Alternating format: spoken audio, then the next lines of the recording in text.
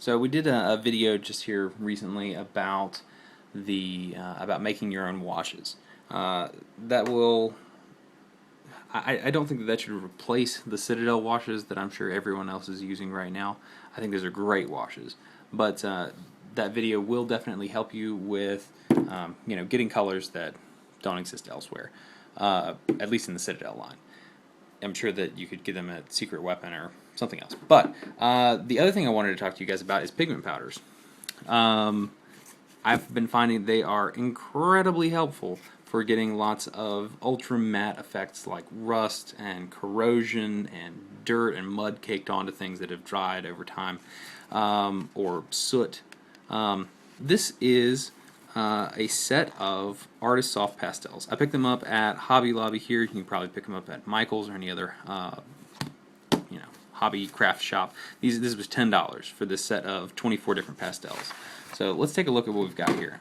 Now I've already sort of rated this collection for a few of them. You'll see a couple of them here that are down to the nub now. Those are the ones that I decided to do first. An entire one of these sticks will fill a Citadel paint pot very easily if you take and grind up the entire stick, which will give you pigment powder. These are nothing but pigment sticks, essentially. It even says right here on the cover, finest pigment and raw materials. It's just pigment compressed into a stick. So instead of paying $5 or $6 for a tub of MIG pigment, which I do like these, they're great, and they come in an excellent line of colors, and they're an excellent product. But I gotta say, for the hobbyist on a budget, this is the way to go. And the key ones out of here that are really really on my list of things that you just have to have is this very light blue. I believe this is a light cobalt turquoise, and I've already ground this one up, and as you can see, I just took it through a mortar and pestle, and it's really, it looks, I mean, it is pigment powder. It's no compromise, not kind of sort of the same. It's pigment powder.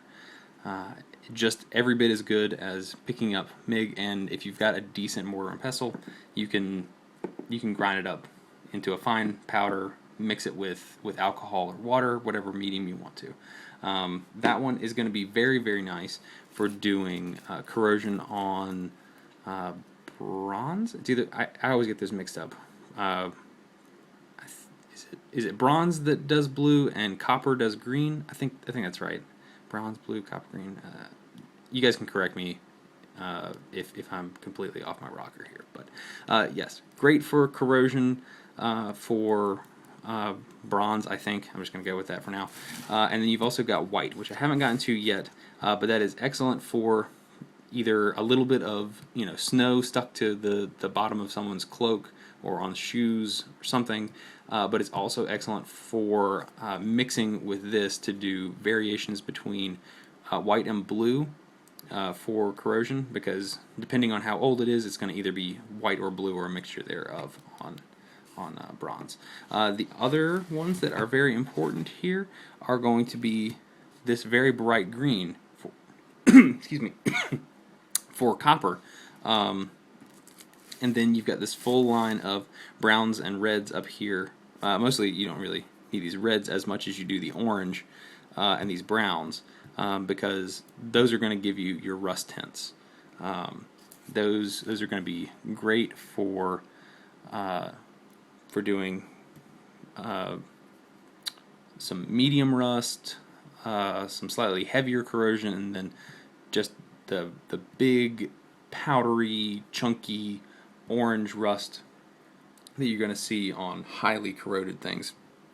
There's also this very dark brown down here that I think works great for light corrosion, stuff that you're only barely going to see. It's going to be sort of a hint of it, or for some dirt or mud caked onto something else. I believe this color is called nougat. Yeah, it's nougat, and here is the pigment powder that I ground it into. It's kind of difficult to see with the light glaring on it. There we go, that's a little better. But yeah, I mean, just pigment powder. These up here would probably do well for some dried dirt caked onto something. So, and I'm sure that you guys are going to find uses for every single one of these powders. We've also got black down here, which is great for soot. Excuse me. And still, if you spend $10 on one of these sets, and you only even just use 2 or 3, you're gonna be coming out on top price wise. It's gonna be a good way to save some money and get lots of pigments that you need for all of your models. So, and I'm sure that you guys have tons of wash containers from Citadel or from something else. You can definitely find little pots and things that you could put it in at Hobby Lobby or Michael's or AC Moore or any of those places. So, well, I hope this was helpful, and we will see you in the next video.